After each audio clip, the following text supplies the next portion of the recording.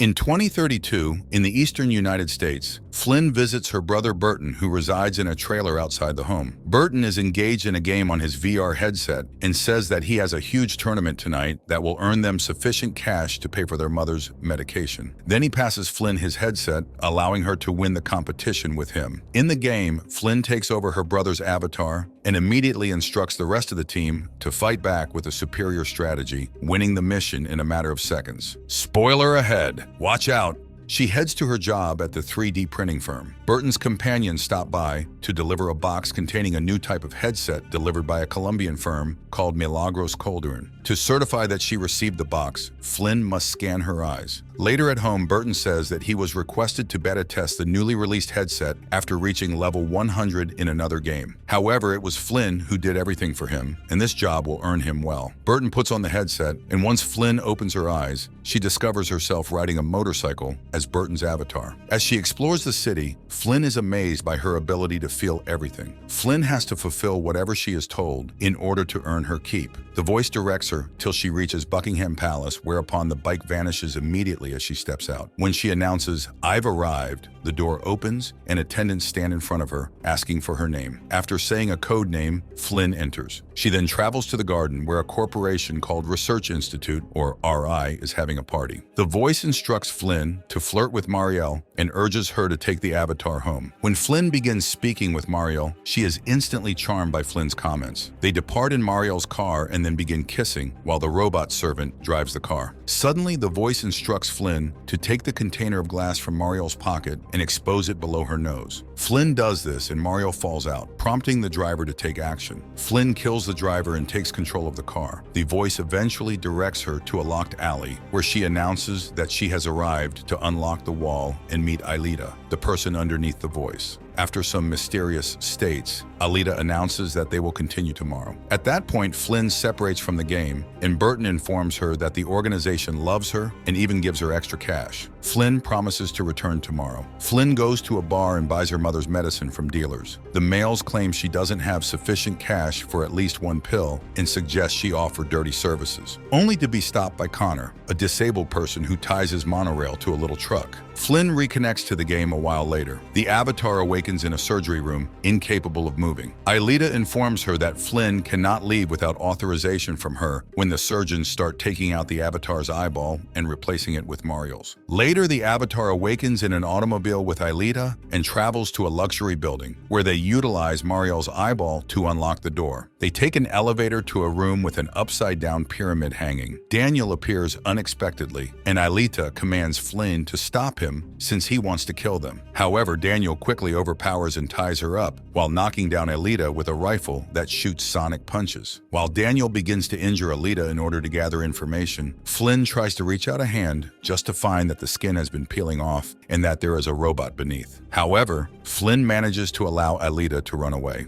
Daniel shoots the avatar on its head when Flynn awakens in the real world, claiming she never wants to play again. Out of town, a cop observes two strange automobiles and pursues them. However, they disappear. When the cop arrives to investigate, a man draws a gun on him and orders him to stand in the center of the street. Then an invisible automobile knocks down the cop. The following day, while at work, Flynn receives a call from Wilf, who attempts to warn her of an oncoming threat and encourages her to start playing again, but she ignores his advice. Flynn is closing the shop in the evening. Suddenly, the lights flash and Wilf's voice can be heard through the machinery all around her. He claims that her safety is in danger and that there is a $9 million reward on her head, but he is unable to help her until she signs in. Flynn rushes to find Burton. When they use their drone to scan the area, they notice a gang of armed men approaching them. Flynn hurries to protect her blind mother Ella inside the basement, while Burton's buddies hack off the assassin's drone, making it appear like the guys remain seated surrounding the fire. But Burton and his friends connect their bodily chips to their drone, allowing them to watch its visual stream. After getting their rifles, the party creeps into the woods and easily knocks out the men one after one. At that point in the house, the electricity goes out, and a man pursues Flynn, but Burton kills him first by shooting through the window. After it's over, the friends check the drone camera while realizing that their opponents have managed to hack them back, allowing allowing them to quietly carry in a backup crew. Connor appears and assists them. Once all of the enemies have been eliminated, the group decides that Flynn must utilize the headset again to acquire information. She checks in and finds a body that precisely matches hers. Then Wilf approaches her and explains that this isn't a game. Instead, the headgear transports her thoughts to the year 2099 and a robot named Peripheral. Wilf offers a condition: if Flynn assists him find Alita, he's going to pay for the medicine that would save her mother. After Wilf stops her, Flynn turns up in the present, dizzy again. Yet she hurries into town to retrieve the medicine that Wilf left there. Then she administers the medicine to Ella, while Burton's buddies bury all of the bodies. She checks in again and awakens in a residence in Wilf and presents her to his employer, Lev, and his technicians. Flynn discovers that every time they make a connection to the past splits off to form a parallel chronology known as a stub, and the interaction becomes the boundary of separation. Aelita was supplying them with a link to the stub, which they would lose if they didn't find her quickly. Flynn is devastated to learn that the treatment only has a 57% success rate, so she says she'll solely help them find Alita if they heal her family for real. Meanwhile, Officer Tommy pauses by the road when he notices a cup of coffee soaring in midair. He pushes around and eventually finds an automobile with a kind of cloaking system. Moments later, Flynn returns and informs Burton that the people from the future will send them $250,000 when their cousin Leon wins the jackpot. Later in the middle of the night, Flynn awakens to a weird noise. She rushes downstairs and finds Ella, who states that her vision is returning. Meanwhile, Corbell, a criminal businessman, makes use of a VR set to employ virtual ladies, only to be stopped by Daniel, who promises him $10 million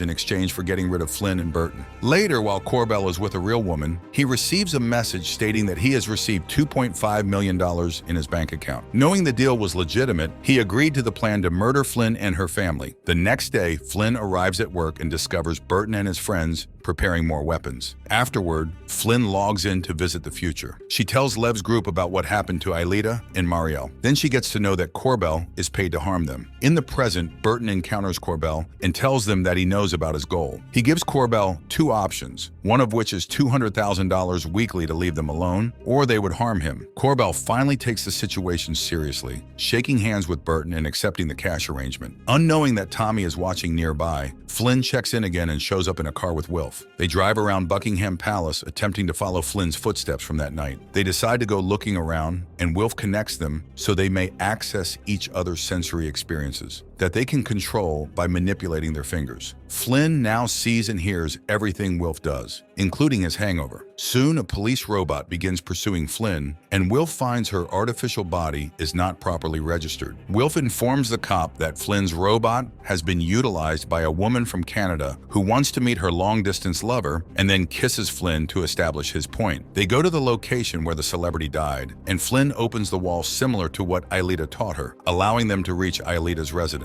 The place is in utter damage, indicating that someone arrived before them. After collecting a sample of the robots, Wilf discovers Aelita's implant in a box, which she had taken out so she was unable to be traced. When they are about to leave, the main entrance suddenly opens. Soon, Daniel and a robot harm them, and Daniel's sonic rifle appears to hurt Flynn's actual body as well. Without thinking that Charisse is seeing everything through the robot's eyes, Flynn starts shooting Daniel to get him to talk, and he says that Charisse is following her because she stole something. Before he can say anything else, Charisse orders the robot to kill Daniel. In exchange, Flynn kills the robot with a rifle. A flashback then reveals that in 2075, London has been completely wrecked, and Wilf and Aelita are homeless children. Suddenly, two individuals in yellow costumes and masks chase Wilf and Aelita, quickly tracking down them both. Flynn arrives at her time and discovers blood in her eye. She develops a bruise over her left eye and then has a seizure. Burton takes her to see a doctor who says Flynn had a lot of clonic seizures, but there are no after effects. She still wants to do more checks and encourages Flynn to avoid the headgear. In the future, Charisse has her people create a robot in the likeness of Daniel so that he can convey knowledge about Wilf and Lev. With various occurrences along the route, Flynn wants to explore, and when the technicians attempt to remove her, Burton's friends attack them to stop them. After both teams force Flynn to reconnect and disconnect several times, he succeeds in the future and convinces the techs to cooperate. Moments later, Flynn joins Wilf at a graveyard, where she notices strange items floating above several of the bodies. Wilf says that the artifacts represent the various phases of what is called the jackpot. At present, former assassin Robert gets a package containing a phone phone and a sonic gun. At that point, he receives a call from the Daniel robot, who offers $10 million to kill Flynn's family. Robert tries to refuse, but Daniel compels him to accept after threatening his daughter. Then Robert gets into his car, and Daniel provides him with the information to find Flynn. In the morning, Flynn undergoes additional tests, and the doctor informs her that some bacteria is damaging the area of her brain responsible for vision. Meanwhile, Robert parks his car by the road and pretends it doesn't function while waiting for Flynn to exit the clinic. Burton and Flynn drive by